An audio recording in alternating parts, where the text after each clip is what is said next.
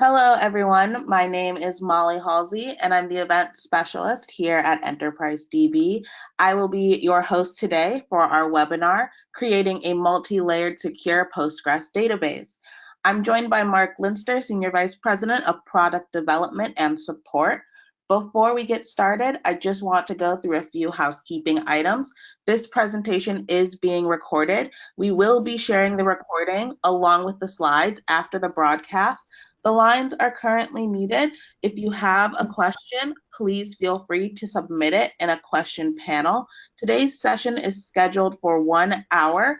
We expect the presentation to last most of our time, and we will allot any extra time for our Q&A. If we do not have time to address all questions, we will follow up afterwards with an attendee whose questions was not answered. Now, without further ado, here is Marc. All right, thank you, Molly. So, as Molly said, we're going to go through a multi-layered security architecture for your Postgres database. This is a similar discussion to what I had with many customers at Postgres Vision in Boston this year. So, as part of that, we're going to go through, what are the considerations, what are the things you need to look at, what you need to worry about, and how does that fit into the overall context of putting an application together. So before we do that, I'm just going to spend a few minutes talking about who is EDB. The reason I'm talking about that is because I want to give you an understanding for why we can confidently talk about, what it really takes to do this. Because, as we're saying here, we've been in this business for about 15 years. We've been a recognized relational database management system leader by Gartner, by Forrester. We've had the pleasure of working with over 4,000 customers globally over the last 15 years, and there's about a little over 300 employees worldwide in our global network of offices. You'll also see that when you look into Postgres, when you check out the Postgres community, that we are really the largest provider or community leader today. So we're not just active with customers, we're very, very engaged in the Postgres community and in the Postgres events. So where do people work with EDB on Postgres type of solutions? Well, it goes all the way from new applications to migrations to the cloud. And again, many of these things are important in the security context because when you're migrating, obviously you have certain security requirements that come from you historically. When you're creating a new application, well, you have a greater degree of flexibility potentially. So let's say you come from Oracle, and there are certain standard practices that were approved for your application. The question is, can you recreate the similar requirements in the Postgres environment? In application modernization, we see the same thing, because in application modernization, often just a part of the stack is being swapped out. So often we see that Oracle or SQL Server or DB2 is being replaced with Postgres, and the question then comes, okay, how do I do what I used to do, right? I mean, let's say in Oracle I used to use TDE, and so what's my equivalent? How do we replace that capability in the Postgres context? And that's what we're going to try to talk about in this presentation. Migration to the cloud, it's a similar question. How do I create a sufficient security model that meets my compliance requirements when I migrate to the cloud? So what I'm going to try to do here is give you a framework and give you enough Postgres-specific information to establish a security model, no matter whether you do a new application, you modernize an application, you come from a legacy environment such as Oracle, for example, or whether you go to the cloud, because that's really the breadth of things that customers work with us today. So one of the things that I think all of our customers and the audience on this call should be aware of is that for years now, or since Gartner has restarted their Magic Quadrant about relational database management systems, Enterprise DB Postgres has been in that Magic Quadrant since they restarted that in 2013. They had an almost 10-year hiatus on publishing that Magic Quadrant. Remarkable in this picture is that there's no other open source relational database management system in this Magic Quadrant today. So Enterprise DB with EDB Postgres is the only player in this space. Now, just a wee bit of context as to how Gartner chooses people or companies to be in this Magic Quadrant. They have two dimensions. One is the completeness of vision, and the other one is the ability to execute. Completeness of vision really means, does the vendor have everything that an enterprise needs to create a secure and reliable relational database management system, right? And do they have a sufficient roadmap going forward? And then the ability to execute means, do they exist globally? Have they worked with large customers, etc.? So when you look at this picture, that's an important thing to keep in mind, that we have the features and capabilities in EDB Postgres today, and we have the ability to work with large customers and a whole bunch of diverse applications to meet those needs. And today we're going to focus entirely just on the security aspects of that. So, as I said, we have worked with over 4,000 customers globally. You see those names here that I'm allowed to talk about. And most of those customers today, they don't run us just for a minor application under somebody's desk, but they're really mission-critical applications that are being run by people like RSA, AT&T, or MasterCard, or overseas by companies such as Vodafone, ABN AMRO, or Korea Telecom, or Alibaba. Okay, so what we're going to talk about today for security is well informed by the needs and the requirements of large customers and lots of diverse security situations. We're not just active on the commercial side of Postgres, even though that is really a very important part of our business. But very important for us is also that we are solidly rooted and very, very invested in the open source community. So when you go to open source events about Postgres, you'll see quite a few of those names here pop up again and again. For example, I'm just going to pick out Devrim Gunduz here. Devrim is the one who provides is the leader for providing the native packages for PostgreSQL in the Postgres community. Amit, Thomas, Robert, Andres are working in our database development team, and the red stars right next to their little pictures show that they are designated committers in the Postgres community. And then we have many named contributors that contribute code to pgadmin and to PostgreSQL. So think about EDB as a company that's very active in driving core Postgres forward, but then also provides all the tools and capabilities that are required for our current customers to take advantage of Postgres and get the most out of it in the enterprise. We've created the EDB Postgres Platform. I promise this is the last slide about EDB. We've created the EDB Postgres Platform to create a more complete offering about surrounding Postgres.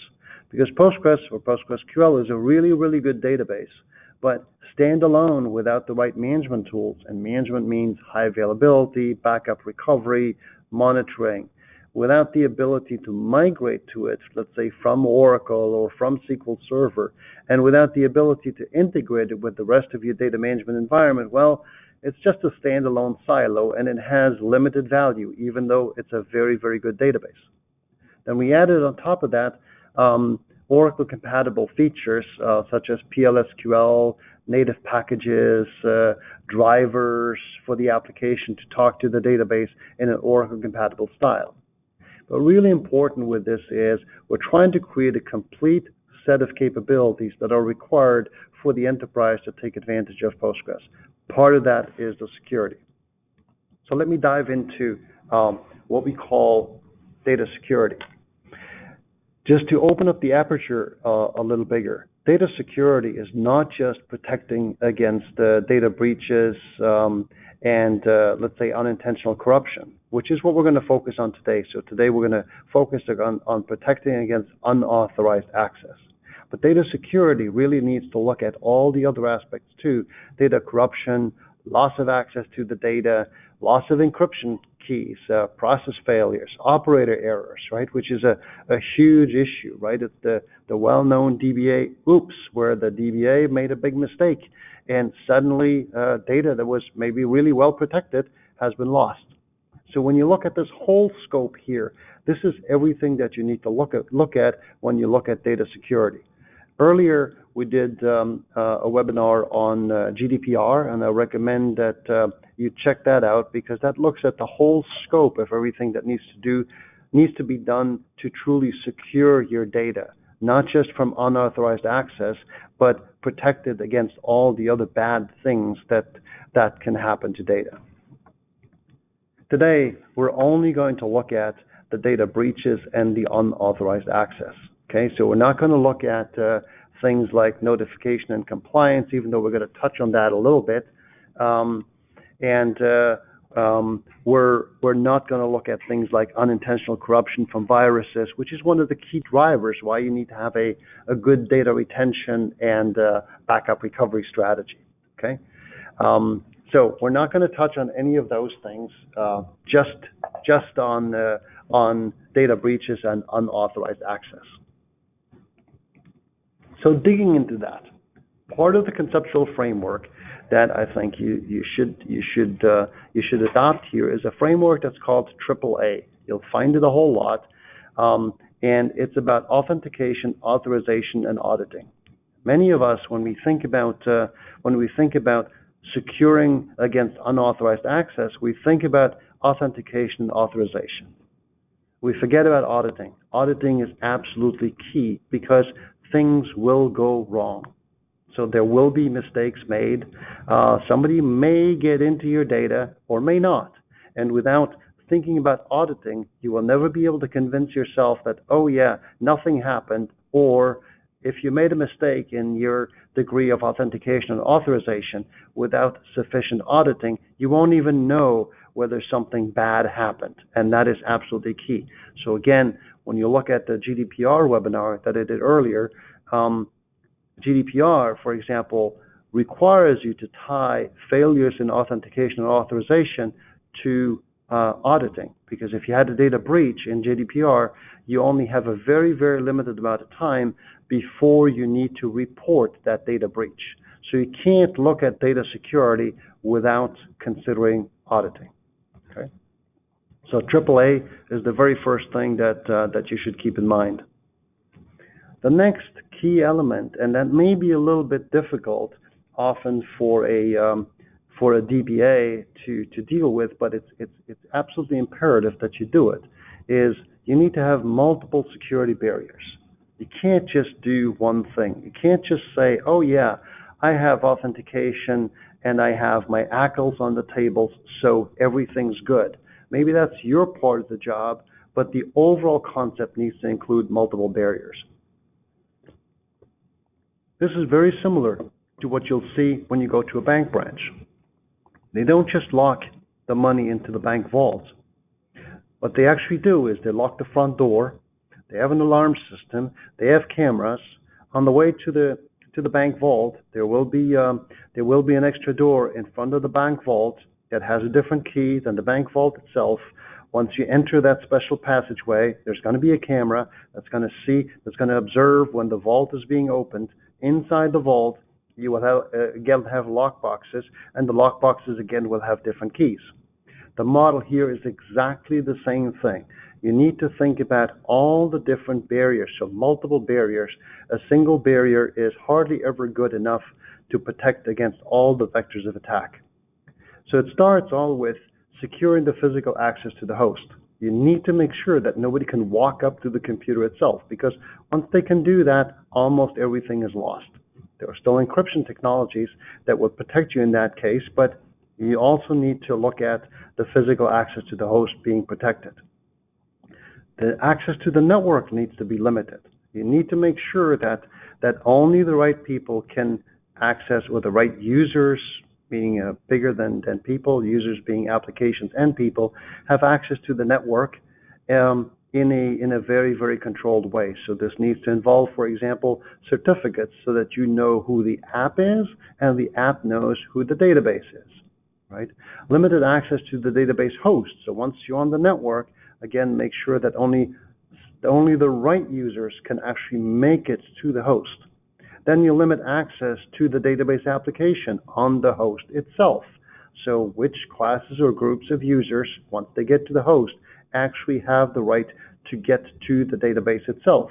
And then inside the database, really be careful about protecting access to the data in the database. So that this is the part that we usually think about when we talk Postgres, right, or any kind of database, where we think about users and ACLs and authorizations and views and etc., right? But all the other aspects also need to be taken care of, because otherwise, if somebody physically gets to the machines, steals a disk, manages to be root on the database host, all is lost.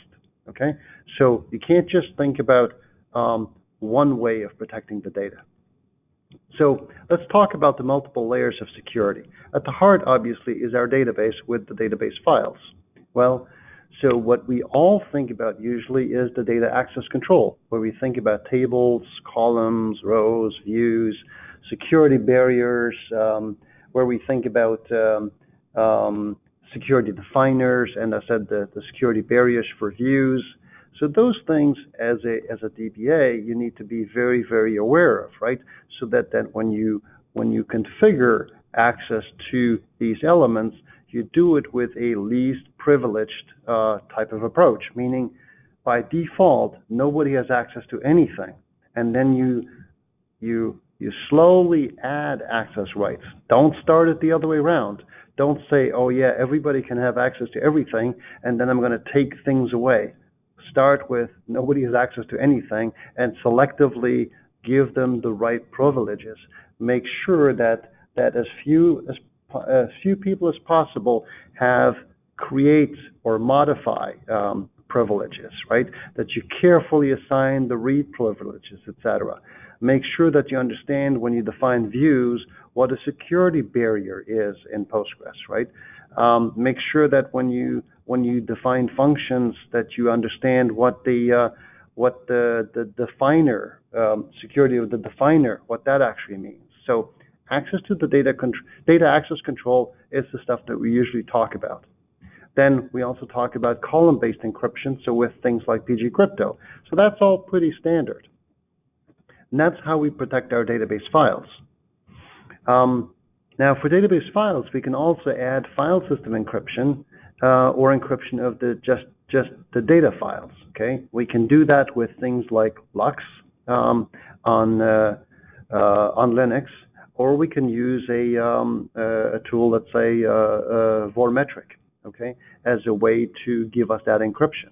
And Postgres doesn't have an equivalent yet of TDE, so we would work with something like Vormetric or LUKS as a way to encrypt our database files, so that if somebody was to get access to the host, physically access to the host, they are still locked out from the content of the files. Okay, I would encourage you to look at the use of key management systems as a systematic way of handling the encryption keys at that level. Again, because once somebody gets access to the key, all encryption that you put in place is worthless. Okay, so now let's look at the next layer up. No longer just the files, but the database server. So at that point, we're really looking at the authentication, meaning carefully designing who the users are, what the roles are, and for example, not making the mistake where you just say, oh yeah, the application is going to deal with the whole thing. If you have data that needs to be carefully protected, I would encourage you to use models of users and roles to protect that data at the database layer, not just do it to the application and say, oh yeah, the application is going to deal with it. Okay? Now, we talked before about encryption. A lot of applications, new applications developed for highly secure environments, they encrypt the data at the application layer, which is usually a very, very good idea, because there you can then make sure that at the database layer, everything is encrypted and absolutely secure. One thing that I'm mentioning in here is password profiles. Password profiles is something that if you come from Oracle, you will know. It's password complexity, length, expiration, reuse rules, etc. In EDB Postgres Advanced Server, we've created the password profile capability. But even if you don't use that, be careful and, again, very restrictive about how you define users and roles. Then the network access to the server. So HPA.conf in Postgres speak, you have to be very careful of understanding that and really locking it down to the degree that you can possibly do it. Auditing on the right side. Okay, so auditing here in standard Postgres, the audit log and the system log are intertwined. In EDB Postgres, there's a separate audit log that gives you much better information about who connected, what DDL changes were made, what data changes were made, etc. So, and it allows you to stream the audit log to separate users and handle it differently. It's something that we highly recommend, and we've developed it because customers, especially in the financial services industry, have asked for it. Data redaction and data masking. I'll come back a little bit onto data redaction. If you come from Oracle, you're going to be familiar with DBMS Redact as a capability. In EDB Postgres Advanced Server, we've created a similar capability for data redaction, again, to protect access to data or viewing of data by unauthorized users. And I'll give you an example shortly about how data redaction really works and what it does.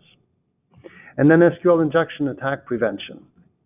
It's something that is increasingly something that folks need to keep in mind. We've always thought about it in public websites, and obviously the best practice on the public website is to make sure that all the queries, all the interfaces are done in such a way that nobody can inject SQL, that all the queries and all the parameters are correctly rewritten, special characters are removed, etc. In EDB Postgres Advanced Server, we've added additional SQL injection attack prevention capabilities to again help you secure the server even more. If we go up one level, it's the access to the host. Again, the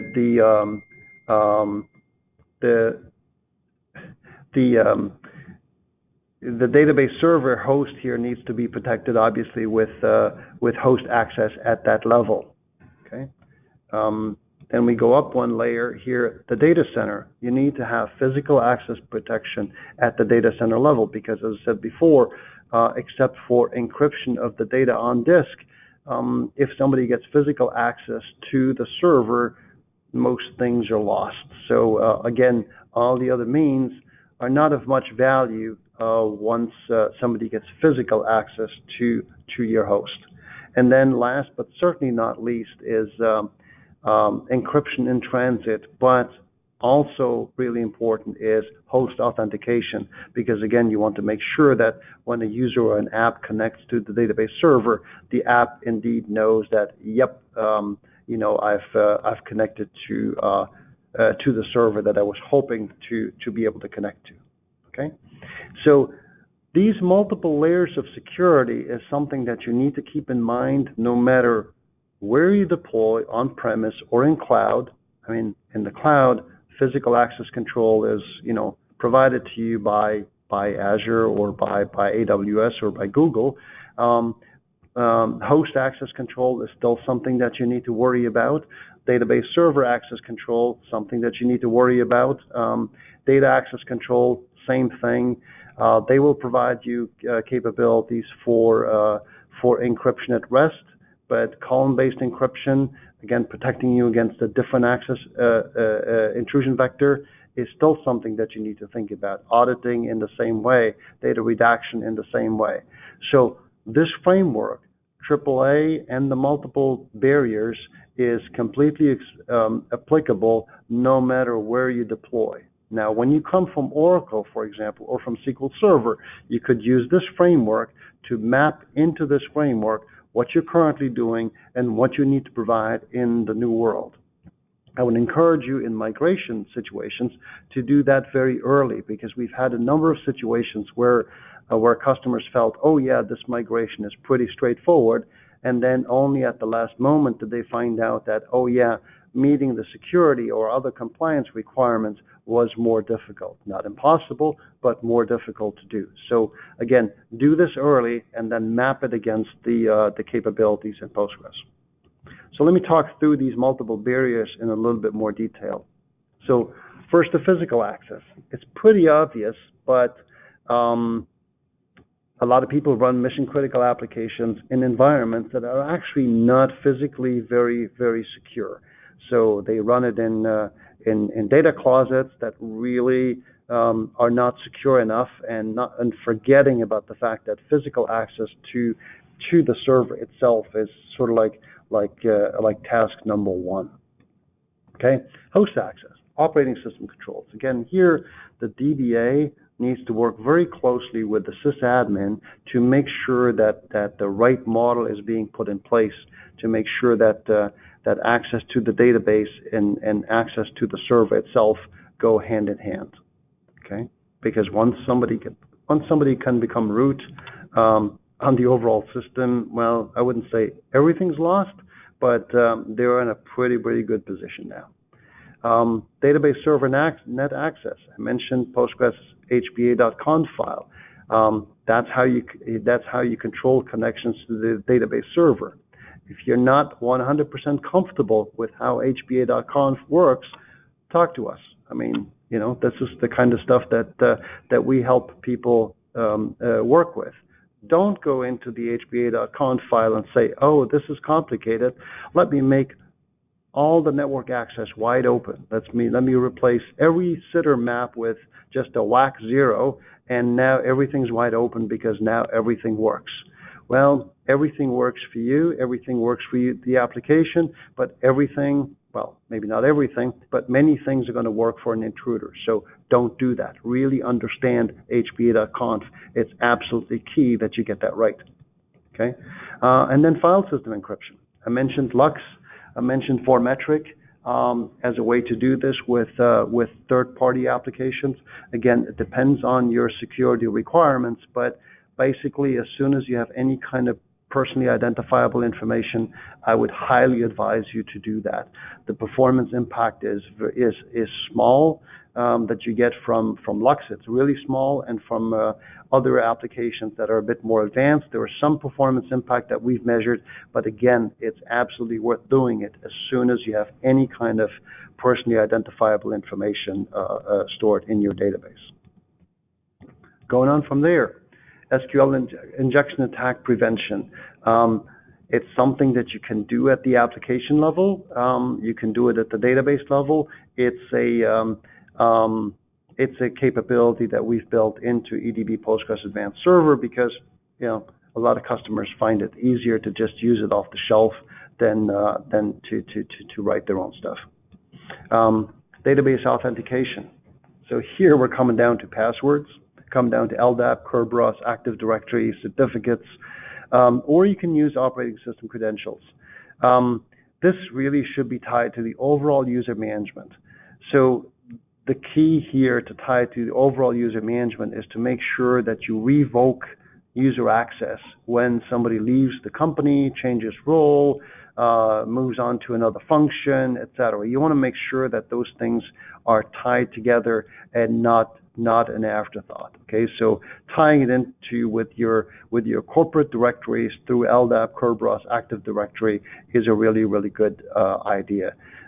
Using certificate authentication between applications again is a really good idea to make sure that you secure the access to the database host itself. Okay, inside the database, once you know who somebody is, I mentioned the principle of least privilege, and that really means assume that nobody has access to anything, and then start building it up from the bottom, building it up one access right at a time. Make sure you don't grant privileges to somebody who really should not have those privileges.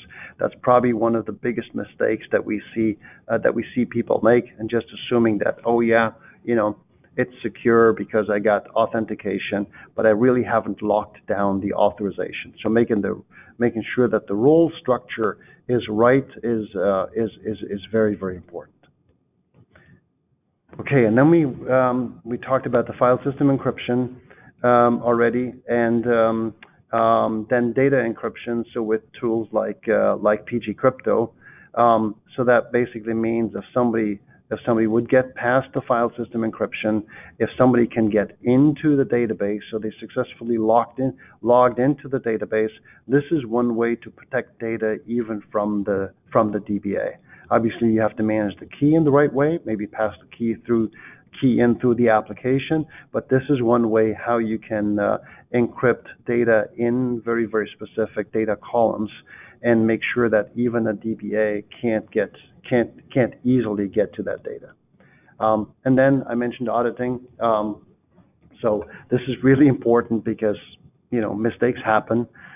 People get past the security barriers, and if you have the right auditing in place, then you have a much better chance of identifying that something bad happens.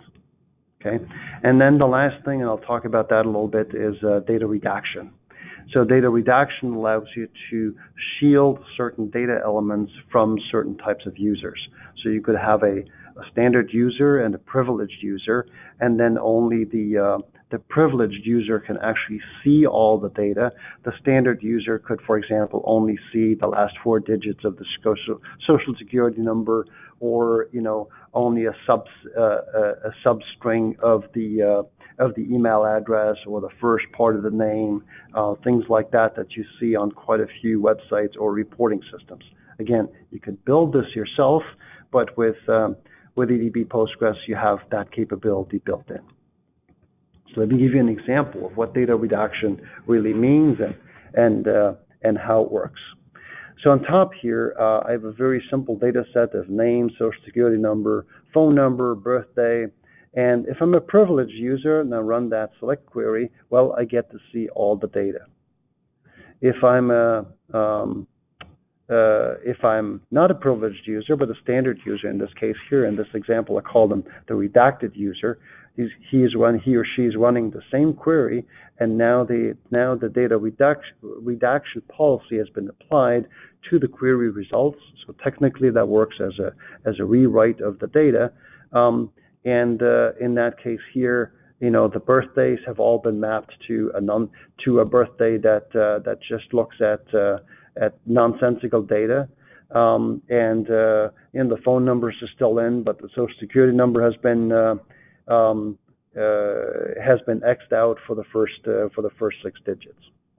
So data redaction is an interesting capability that, if built into the database, again allows users to run queries, look at data, but not get access to certain personally identifiable data. What we've done here is we've basically recreated the capability that in Oracle you would have under the label of DBMS redact. Okay. So I mentioned throughout the presentation that EDB Postgres has certain advantages. Postgres itself, PostgreSQL, is a really, really good database. We've added some capabilities on the EDB Postgres side. So one of them being SQL injection attack prevention. Talked about that a little bit. So there's a module built in that allows you to do that. And then password profiles. Now, would we necessarily recommend to always manage passwords inside the database? Well, maybe not. It's often not a good practice, but sometimes that's what you have to do. And in that case, having the Oracle compatible password profile capability with complexity rules, expiration dates, reuse rules, etc., is a very useful feature. Most of our customers would manage that at their corporate directory level. Okay, auditing. So here we've added auditing for insert, update, delete, truncate, by user database, by user and database capabilities. So what's important here is that audit log is handled separately from the standard system server logs. And then data redaction, again, a capability that quite a few of our users find very, very interesting because it's a pre-built capability that allows you to shield certain classes from users using a policy instead of having to create your own code. Okay, so in conclusion here, the model that I would highly recommend that you use is really the AAA model. We have authentication, authorization, and auditing. Always think about it that way. It's a pretty standard model that you'll find in a lot of publications about this topic. And then think about multi-layered security measures. Don't just think in terms of the typical DBA framework, which says, oh yeah, I got users and I got access control and that's sufficient. It's not. There's a lot of infrastructure work that needs to be done, and the database security itself needs to play together with physical security, network security, host security, application security, and then finally the data security. Okay, so it's a bigger framework that all needs to play together in order to make this work. Okay, I have a number of other resources about this specific topic. So we had a webinar, I mentioned it, about GDPR. That gives a broader framework, refers back to what I said initially, that security is not just about unauthorized access to the data, but securing your data is a bigger challenge. So usually when we think about GDPR, we only think about, oh, can data be stolen? But actually when you read GDPR, you will see that GDPR requires you to also protect your data, not just from unauthorized access, but also from corruption or other types of data loss. So that also falls under securing the data. There's a really good blog that explains the data redaction capabilities in Postgres Advanced Server 11. One of my colleagues has given a very good example there, showing exactly how to create the policies, how to use them, and what effect they have. We have a secure technology implementation guide for EDB Postgres. So commonly those things are known as the STIG, Secure Technology Implementation Guideline, which is a standard that is used by the U.S. military. So that has a very stringent guideline as to how to configure Postgres to meet the STIG requirements. Those guidelines and all the steps that you have to undertake to meet each part of the several hundred criteria in there are public. Just follow this link and you'll get access to it. And then there's another really good blog about managing roles in EDB Postgres using password profiles, a multi-part blog that really describes, how to use it and how that result presents itself to the user. Okay, so at this point, I'm going to open it up for questions for the next 5 or 10 minutes. And as Molly said before, things that we can't answer in the next 5 or 10 minutes, we'll follow up in writing. Molly? Yes. Thank you very much, Mark. We have a few questions for you before we conclude today's session. The first one is, should I also consider row-level security? Yeah, so for those of you that may not know, row-level security is something that in Oracle is called VPD, Virtual Private Database. It's a capability that we've had in EDB Postgres Advanced Server for quite a few years. It's also now available in standard PostgreSQL, and it basically allows you to have multiple users work on the same table, and they can't see each other's data. This is something that you should be especially considering if you have a multi-tenant type of environment. So, in multi-tenancy models, there's multiple ways of segregating users from each other. One of the ways is, they have a different database. Another one says, oh, now they get a different schema. Others give them different tables, which is kind of complex to manage. And then probably the most advanced model is where users are actually, user data is shared inside the same table, but identified by, a certain user ID. In that case, you can use row-level security to make sure that users only get access to their own data. And again, you could do that in a view, but if you use the row-level security capability in Postgres, then you use a built-in feature that is usually much more secure than trying to write your own code. All right. The next question that we have is, can EDB give guidance on compliance with DISA STIG security requirements? Absolutely. So the STIG that I mentioned, the Secure Technology Implementation Guide, was actually developed for DISA and has been certified by DISA. So absolutely, we can work with you on implementing those guidelines and making sure that you achieve the same level of security as is required for the STIG. All right. Keeping it moving, the next question we have is audit logging available in open source Postgres? There is an add-on for audit logging. If you're interested, we can talk offline about some of the concerns that were mentioned in the Postgres mailing list about that add-on. In EDB Postgres Advanced Server, there is a built-in auditing capability. Okay. And then, can you use EDB PEM to analyze logs? Yeah, so you can stream the logs or use the PEM log analyzer to analyze the logs if you're not using other capabilities inside the company. So that's one way of keeping track of logs and making sure that you see things that might be mentioned inside the log. Yes. All right. And then I have one more question for you, and it is, what are the key differences between open source Postgres and EDB Postgres Advanced Server?